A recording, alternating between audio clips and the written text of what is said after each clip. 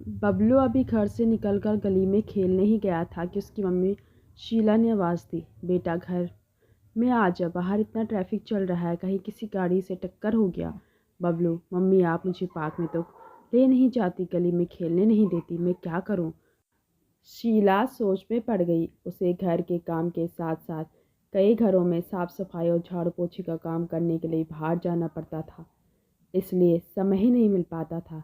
शीला, तू घर में खेला कर, कल मेरी छुट्टी है, कल तुझे पार्क ले जाऊंगी, जितना मर्जी खेल लिया कर। बबलू मम्मी की बात मानकर घर में ही आ गया। शाम को वह सुनीता जी के घर का काम निपटाकर निकलने ही वाली थी, तभी सुनीता जी ने टोका, सुनीता जी, शीला कल छुट्टी मत करना, कल बहुत काम है, कल मेरे गुड्डू का जन्मदिन है, बहुत काम होगा। शीला, लेकिन मालकिन कल तो मुझे अपने बेटे को कहीं लेकर जाना है, मैं नहीं आ सकती। सुनीता जी, फिर किसी दिन ले जाना बेटे को, कल तो आना ही पड़ेगा, नहीं तो दुगने पैसे काट लूँगी। शीला चुपचाप मन मानकर घर की ओर चल दी। अगले दिन वो सुबह तैयार हो रही थी, तभी बबलू उसके पास आया।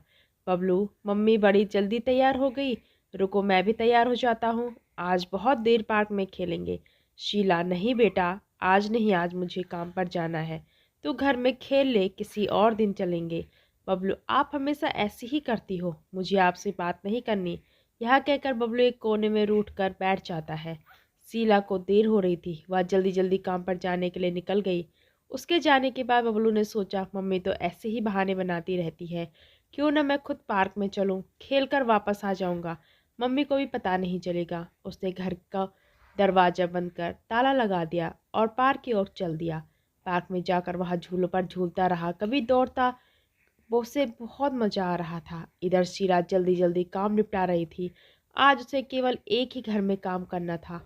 उसने सोचा, जल्दी से काम निपटा कर घर पहुंच जाऊंगी, शाम को बबलू को पार्क में ले जाऊंगी। सारा काम निपटा कर उसने सुनीता जी से कहा, शीला मालकिन सारा काम हो गया, मैं जाऊं? सुनीता जी, चल ठीक है, ये रख ले, बेटे के जन्मदिन की खुशी में तू मिठाई भी खा ले। उन्होंने एक मिठाई का डिब्बा और कुछ पैसे शीला को दिए। शीला जल्दी से मिठाई और पैसे लेकर घर की ओर चल दी। घर पहुंचकर उसने देखा घर में ताला लगा हुआ है। यह देखकर घबरा गई। बबलू कहाँ गया? उसने आस पड़ोस में पता किया, लेकिन बबलू का नहीं आता पता था।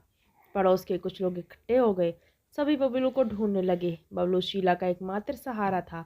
उसके पति का कुछ साल पहले देहांत हो चुका था। शीला का रो रो कर बुरा हाल था। तभी उसे ख्याल आया, बबलू पार्क में जाने की जिद कर रहा था। वह भागी भागी पार्क में पहुंची। अंधेरा होने लगा था, पार्क में कोई नहीं था। वह बबलू बबलू आवाज़ देकर पार्क में इधर उधर घूम रही थी, लेकिन वहाँ कोई भी नहीं था। कुछ देर बाद वह घर वापस आ गई।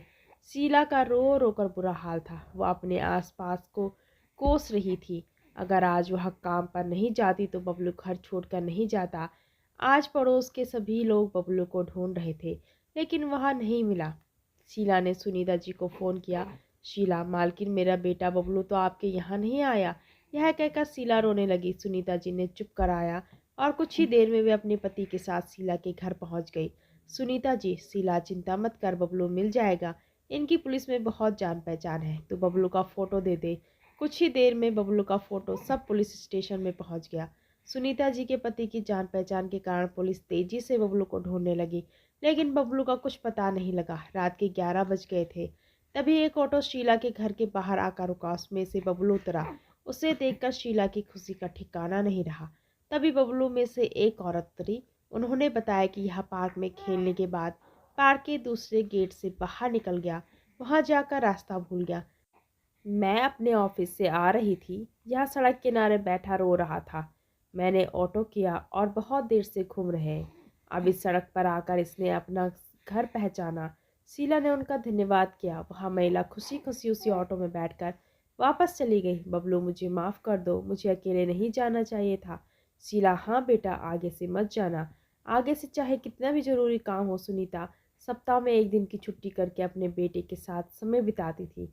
शिक्षा, हमें काम के साथ साथ अपने परिवार का ध्यान भी रखना चाहिए और बच्चों को अपने माता पिता के बिना अकेले कहीं नहीं जाना चाहिए।